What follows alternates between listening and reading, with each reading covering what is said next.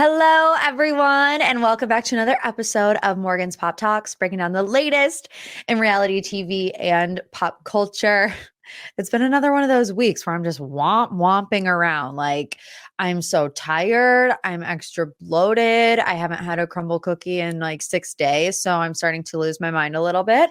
But, this is the safe space. This is what I look forward to every single week. It kind of gets me out of any funk that I may or may not be in. I hope it's the same for you. I hope you've had a fantastic week. I was afraid that this was going to happen. And this is what happened. We had such a whirlwind of a week. Like, what even happened in the world of pop culture last week? I felt like we were in a vortex, some type of parallel universe where it was something new every day. And then this week it was crickets, literal crickets. But of course, we have gathered the biggest and the best moments. We have Bachelor Nation news. We have Bravo news. We have the Gossip Girls at the Golden Globes. So let's get into it. The pop three. Let's start with Katie Thurston and Blake Moynes. Last week, things were looking suspicious. A lot of fans thought that Katie Thurston was hanging out with her final rose pick, her ex-fiance, Blake Moynes, because of some cryptic Instagram posts. So Blake posted a picture of himself in Miami Dolphins gear. He was like, I'm down in Miami to see the Dolphins with NFL Canada. It was a whole thing. And then not long after that, Katie Thurston posted an Instagram story of her watching the Miami Dolphins game with a man in a bright blue hoodie, a black hat. You can't see his face, but the back of his head looked a lot like Blake Moynes. I mean, people were freaking out. We were analyzing like the hair to ear ratio.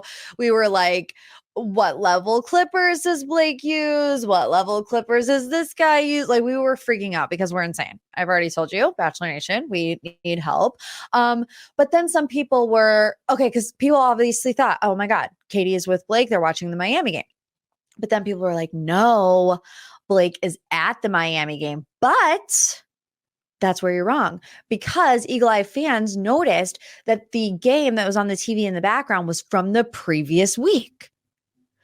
Dun, dun, dun, like the plot thickens. So people were spiraling. We were spiraling left and right thinking, oh my God, 2 weeks ago, Katie and Blake were watching the Miami game together. And now this week, Blake is at the Miami game. It's like, what are the chances the two guys that like the Miami Dolphins are with Katie Thurston? You know what I mean? Like, it's just one of those things. So people were freaking out over it. So, not to mention, Katie's been dropping some hints lately that she's fallen in love, catching feelings. She was on an airplane. I just saw this Instagram story briefly, but she was on an airplane and it said something like catching feelings. We're like, oh, okay, our girl, she's getting back out there. She's dating somebody, but we don't know who it is. We saw Katie and Blake reconcile on Paradise, but to me, the reconciliation on Paradise had some romantic undertones. Katie kept giving him the Bambi eyes. If you're watching on YouTube, you can see. She would look down and then she'd look up. I was like, oh, there's something still there. They were like, we never got any closure. It kind of set Blake into a spiral. So like, what's going on? But then, of course, as I told you, we're all insane. So people started to analyze the TV stand behind Katie. We need help when we're analyzing TV stands. Although I'm grateful for it because we cracked the code. It's not Blake Moynes. So we got our panties all in a bunch for no reason. It ended up being this guy named Michael Lenoci. I'm sorry, I don't know who it is, but he has the same hair to ear ratio as Blake Moynes and also loves the Miami Dolphins. He's a comedian. So maybe that's who Katie Thurston is seeing. Maybe.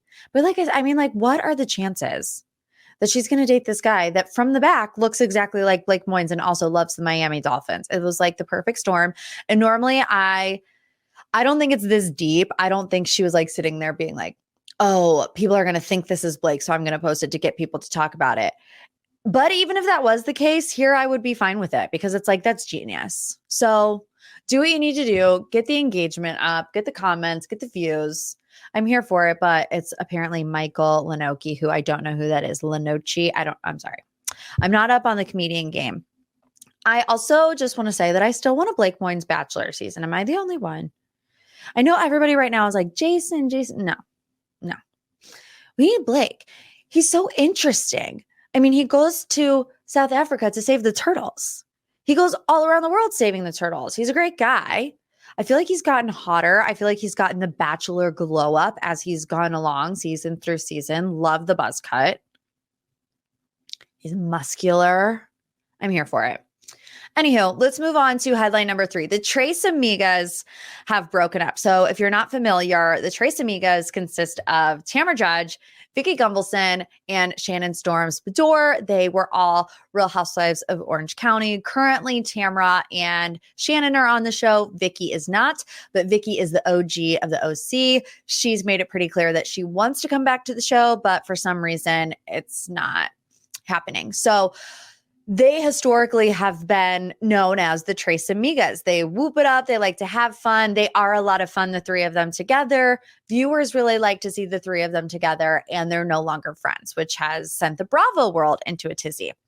Now, I also will say this isn't the first time that the Tres Amigas have had a situation like this. So I feel like even though they say like, we're done, we're never going to be friends again, like give it a season and they'll probably be friends again. But I'm going to explain the situation and explain where everybody is right now. So I first became aware of this friendship falling out when I saw Tamra posted a picture of herself on X that said Uno. Can we do a sidebar for a second? We're not calling it X, right? We're not. Like, I know that's technically the name now, but it's Twitter. And I don't care that it's not technically Twitter. I'm still calling it Twitter. Okay. So she posted it on Twitter saying Uno, which people were like, uh-oh, Uno, where's her dose and where's the trace? They're MIA. And then it started a lot of internet back and forth between the three of them. Shannon kind of stayed out of it. It was more Tamra and Vicki. Vicki posted a picture of a live show that was happening with her and Shannon, and was basically just taunting Tamra and Teddy, you know, saying our show's going to be better than theirs, yada, yada, yada. So it's the internet back and forth of it is too much for me to explain, and it won't make sense unless you know the backstory. So I'm going to skip that. You can literally go on their Twitter or X pages and you can see what all they wrote. I will say one thing that Vicki was saying about Tamra is that she had no loyalty, and that's important. So we'll get to that in a second because it could mean two different things. So I listened to Two T's in a Pod, which is Teddy and Tamra's podcast earlier this week, and Tamra's telling her side of the story. Now, obviously, this is just Tamra's side, but it's pretty much, in her opinion, a bad business deal mixed in with some Alexis Bellino stuff. It's like a bad business deal, but Tamra never wanted to be in on the business deal, which is why I'm using air quotes. But essentially what happened is the Tres Amigas had a live show. And after Shannon got her DUI, Tamra said she didn't necessarily feel comfortable doing the live show anymore. She didn't want to do them. She did one after the DUI. And then she was like, no, my gut feeling was right. I didn't really enjoy doing this. I don't want to do it. And then she left to do The Traitors, which is coming out on Peacock. It's a great show. You should watch it. So while Tamra was filming The Traitors, Vicki and Shannon got a tour manager. They filed an LLC. They're trying to take the Tres Amigas brand like to the next level. They wanted to do live shows every other weekend. Tamra comes back from filming The Traitors and she's like, you guys, I don't want to do any of this. I don't want to do the LLC. I don't want to do live shows every other weekend. I don't have time to do this. So she essentially bails. So that could be what Vicki is referring to when she says there's no loyalty. Kind of left her high and dry, or left them high and dry, especially when you consider Tamra and Teddy do live shows. They're like all in on the podcast, but Tamra's in a contract right now, you know, with the podcast and the podcast company. So it's not like really in her control entirely. But what I think is more probable when it comes to the loyalty claim is that this is about Alexis Bellino. So I told you in another episode, it might have been a deep dive, so you can go back and listen to it. But long story short, Alexis Bellino was a former housewife in Orange County. Shannon dated a guy named John Jansen for 3 years. They had a really bad season last year. They broke up, and now John Jansen is dating Alexis Bellino. It's rumored that Alexis Bellino is coming back to Orange County this year. So as you can imagine, the drama that's going to ensue, especially because John's thing was that he didn't like the public life. He didn't like being in the spotlight. He didn't like all of their relationship dirty laundry airing out on national television, along with other problems that they had, with a blended family and things like that. But the fact that he's now dating Alexis Bellino is kind of like, okay, John, like eye roll. But Tamara is friends with Alexis. And I mean, if I was Shannon, I wouldn't like that. Vicky, to me, kind of seems like she's going to ride or die for Shannon. In this moment, she's going to be loyal to Shannon and say, Tamara, you shouldn't be being friends with Alexis, who's now dating Shannon's ex. There was a story out there that Tamara set Alexis and John up. Tamara says that's not true. She said, I'm not friends with John. I don't have his number, haven't seen him or spoke to him since he was with Shannon. How is that breaking girl code? And then she says, for anyone who's giving me crap for making up with Alexis, I made up with her at BravoCon weeks before she even met John at The Quiet Woman and over a month before they went public as a couple. So if you're going to talk crap, get it right. So the interesting part of all this drama is that filming for Orange County starts next week. And like I said, Vicky has been pining to get her orange back. And so, I love a conspiracy theory. I don't know if this is true, but like, it feels like it could be true that Tamara's just trying to help her girl get back on the show. Especially if Alexis is coming back into the mix, Shannon is going to need an ally if it's not going to be Tamara. And like, who else is it going to be? It's not going to be Emily. It's not going to be Gina. It's not going to be Heather. It should be Vicky. So I like that little conspiracy theory. Like I said, I don't know how true it is. I guess we'll see, but I wouldn't put it past Tamara. Tamara is a reality TV mastermind. I mean, really. She really she knows what it takes to be a housewife, and she will deliver at all costs. So we'll see where that goes. Last but certainly not least in our pop 3, let's talk about the gossip girl at the Golden Globes. You love me, XOXO. Taylor, Selena, and Keleigh. Internet frenzy over this viral moment at the Golden Globes, a little gossip sesh that went viral. Like I said, Selena Gomez, Taylor Swift, and Kaylee Sperry, they're in the thick of it. I saw that clip and I was like, what I would do to be in that gossip session. The heads are bobbling. We got big nods. Eyes are really wide gasps. I'm like, oh, this is juicy. And the lip readers came out of the woodwork on this one. Everyone was analyzed. What is Selena Gomez saying to Taylor Swift? What is Taylor saying in response? What is Kaylee saying in response? Everyone on the internet became an expert lip reader in 5 seconds. But here's what we thought Selena said. He didn't want a picture with me. He said no. And then Kaylee says, Timothy, meaning Timothy Chalamet, who was at the Golden Globes with Kylie Jenner. So Selena Gomez is responding in the comment section. And honestly, it's a mood for 2024. I'm over the reps. Tell People magazine, a source tells Page Six, nope, if you're a celebrity and you're watching this video, leave it in the comments section. For the people, by the people. We'll believe you more than what the rep says to People magazine. But Selena says, no, I told Taylor about 2 of my friends who hooked up. Not that that's anyone's business. Here's the thing. Would they ever admit it? They would never. Imagine Selena Gomez went to the comment section of E! News and was like, yeah, that's exactly what happened. Can you believe Timothy would not take a picture with me because Kylie was right? They would never. Even if it was true, they would never. And you just can't convince me that Kaylee doesn't say Timothy.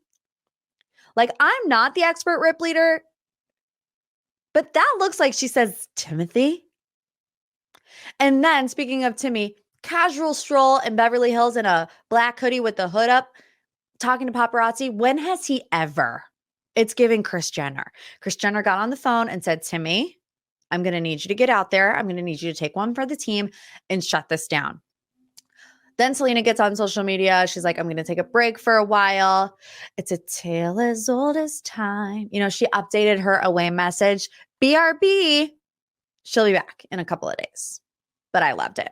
All right, let's go into the deep dive. Every single week on my Instagram at Morgan P Talks, I open up the deep dive submissions. Whatever it is that you want to know more about, I will do the digging. And this week, our deep dive submission comes from Kaylee. Hey Morgan, this is Keleigh from Las Vegas, Nevada. My deep dive submission is for a recap of part 1 of the Salt Lake City reunion. Do you have an opinion on whether or not Monica should come back next season? Your pod is my fave. Love you like a sis. Bye. Keleigh, thank you. Love you like a sis. The Real Housewives of Salt Lake City, part 1. I saw some people saying that it was a snooze fest. I didn't think it was a snooze fest. I think the issue with it was that the Monica stuff was the only thing that's interesting. And I think this is what happens when you get this big bombshell at the end of a season and you still have other things to talk about at the beginning of the season, like the stuff with Meredith and the stuff between Lisa and Whitney and the stuff between Heather and Whitney and all the other stuff.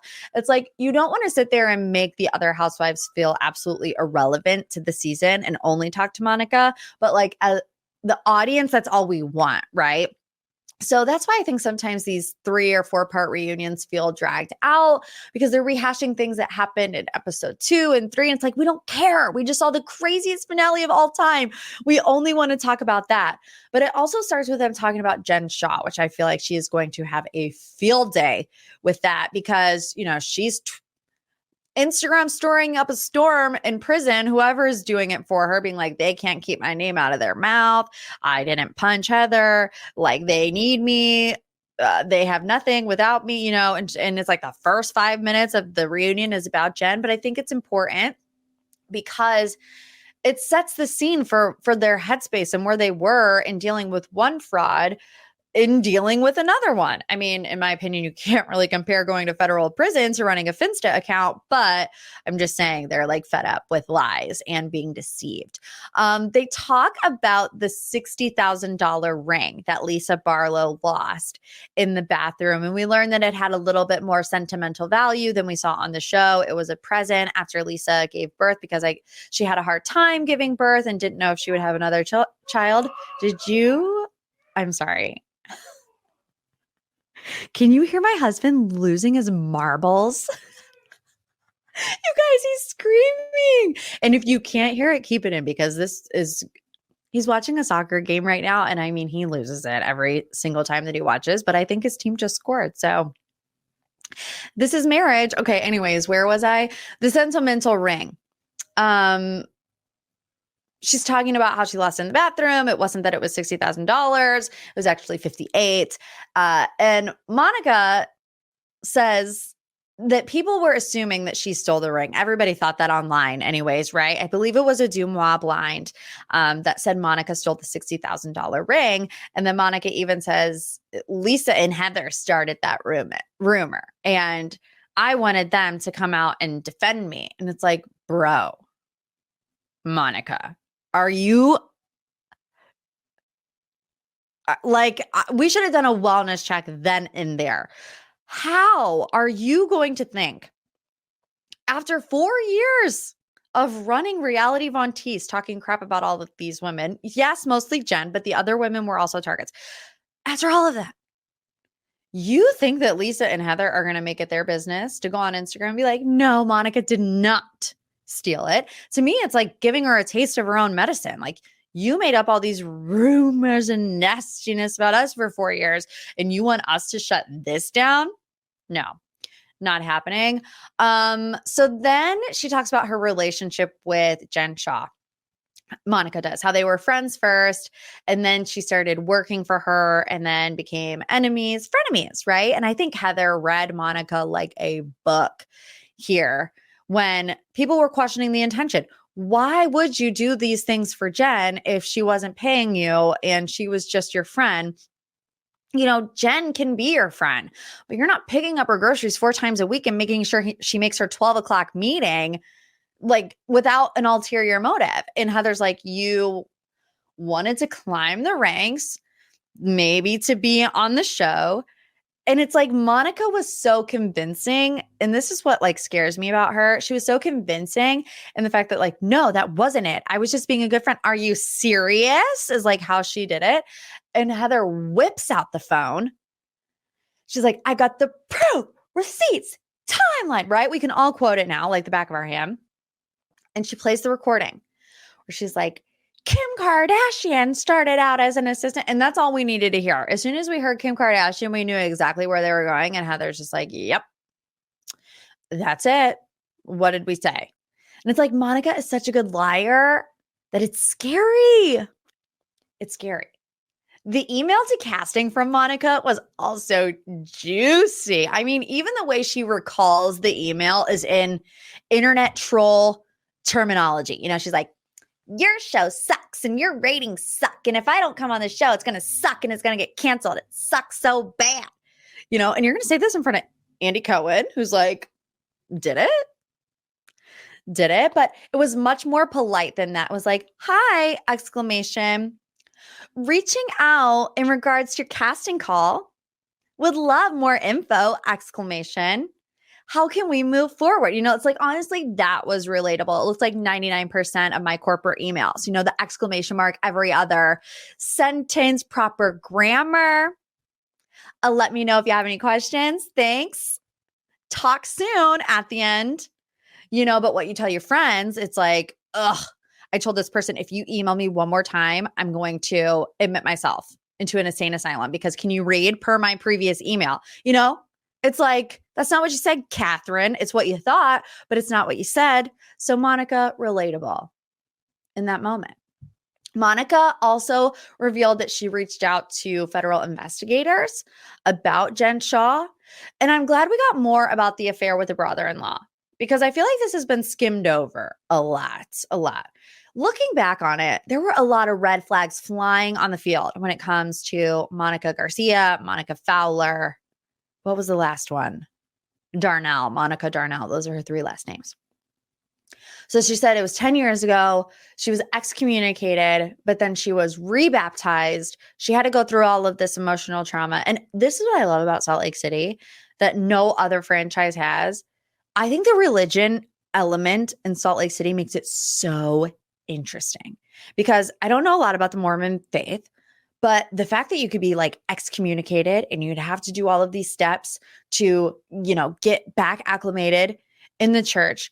You know, they have good stories, they have bad stories. I just feel like it adds a layer of the onion that no other Housewives franchise has, and I really like it.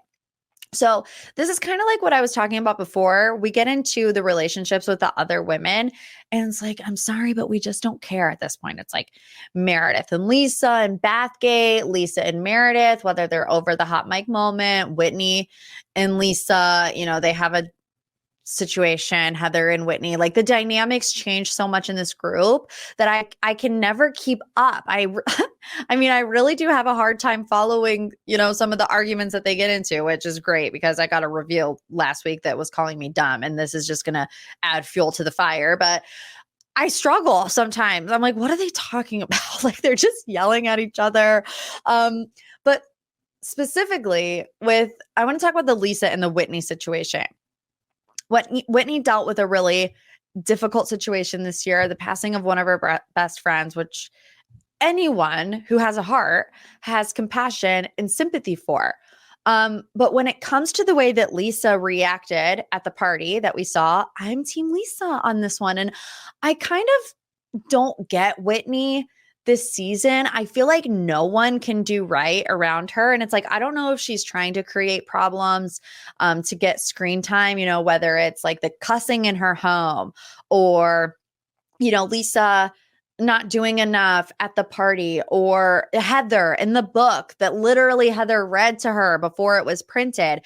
So to me, it just feels like she's trying to create situations, but I really like that we got more footage from the party where Lisa was like, Whitney, I kept asking you if you were okay, and you told me to stop. So what am I supposed to do? And like, I said that episode that I really did see both sides. I felt like Lisa, she didn't give her a hug from what I saw. Lisa should have gave her a hug first and said, I'm here if you need me. Like, let's have a good night if that's what you want. But on the other hand, I'm a lot like Lisa in the fact that I'm avoidant when it comes to serious emotional situations. Because, I mean, how many times have you been through an emotional situation and you're on the brink of tears and you're trying to keep it together in public and somebody else knows about it and they come up and they hug you? And what do? Me, immediate bawling, immediate hysterical sobbing. And it's like in public, that's the last thing that you want. So I would think in the lines of Lisa, send condolences, say, if you need anything, I'm here, but don't make too big of a deal about it because that's also going to be a trigger. So I feel like it's a fine line, but like I said, I just kind of don't get Whitney this season. So I'll leave it there.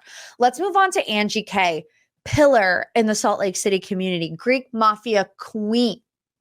She regrets forgiving Monica. I feel like everybody can look back on this season, every other castmate, and probably feel that same sentiment where they regret, maybe forgiving Monica. Specifically, Monica talks about repeating the rumor about Angie K's husband. And like I said, Monica was just showing her cards all season. The other women just didn't really pick it up. It's like, is Monica coming in and is she, air quotes, being a good housewife, or is she coming in and being an internet troll? Like even the way that she speaks, it's like when she is going tit for tat with like Heather, sometimes even the things that come out, I'm like, that's just so internet trolly of you to say. Like you can tell it's just been programmed into her to speak and think like that. And then even Meredith, is talking about the rumors and the nastiness. And she's like, I didn't say it was about her marriage. I said it was about her husband. And it's like, can there be rumors about a husband that doesn't impact your marriage? No. Meredith. I want to say a highlight of this reunion part 1 for me was finding out what is a trampoline with eyes. Because when I heard Angie say that to Meredith the first time, I was like, what does that even mean?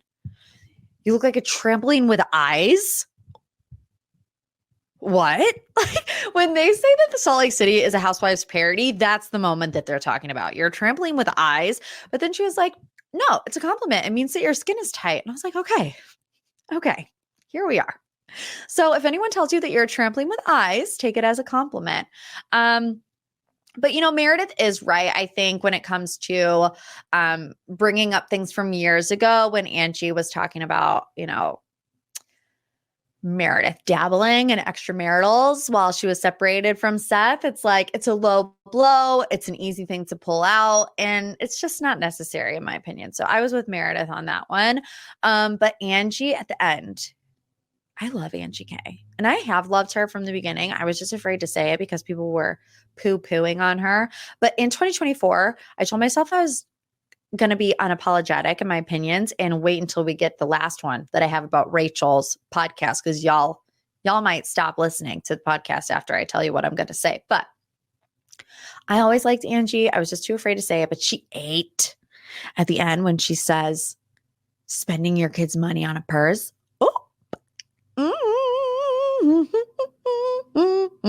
I was like, okay, it's time to go. It's time to preview part 2 because it's too much. So to answer your question, Keleigh, do I think Monica will come back next season? I do not think that she will come back next season. Did she make for a wonderful season? Yes. Did she carry the show on her back? Also, yes. I just think that there is a fine line that bringing Monica back would cross. At the end of the day, the Housewives franchise is supposed to be about women who are friends and their real lives, right? Monica infiltrating the group while running a snark account doesn't fall under the umbrella of a group of friends, living their authentic lives. It just doesn't, it makes the show something different than what it is supposed to be. Everyone's talking about whether or not casting knew and whether or not production knew and whatever. It's like, I don't care, honestly, if they did or didn't know because it made for an amazing season. And like, I'm just disappointed. I mean, in Monica, what is she going to do though? Because she was such a good housewife, but she blew it. She blew it. But what was she supposed to do? Just act like it never happened? She couldn't. She was busted. So there you have it. Part 2 next week. I'm sure we'll talk about it, but let's get into my final thoughts. Hot take. I liked Rachel Goes Rogue. I liked the first podcast episode. Sorry. Want to put me in the witness protection program? I might need it. Do I need to change my name to Megan? Megan's Pop Talks? I don't know. I mean, now listen, I did have to listen to it on 1.5 times speed, which is what I recommend. you cannot like somebody's actions and their character at a specific time while still thinking the things that they say are interesting. Okay?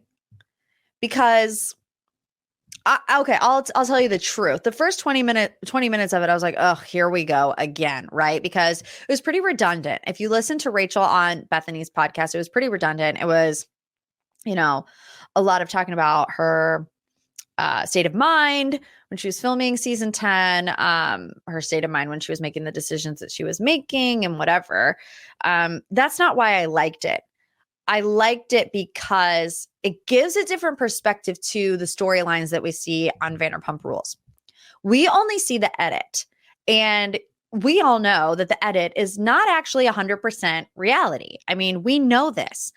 But what I liked is that because everybody else on Vanderpump Rules is still on the show, they have to maintain that edit.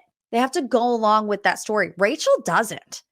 And that makes it interesting to listen to because she's giving you more information than you see on TV.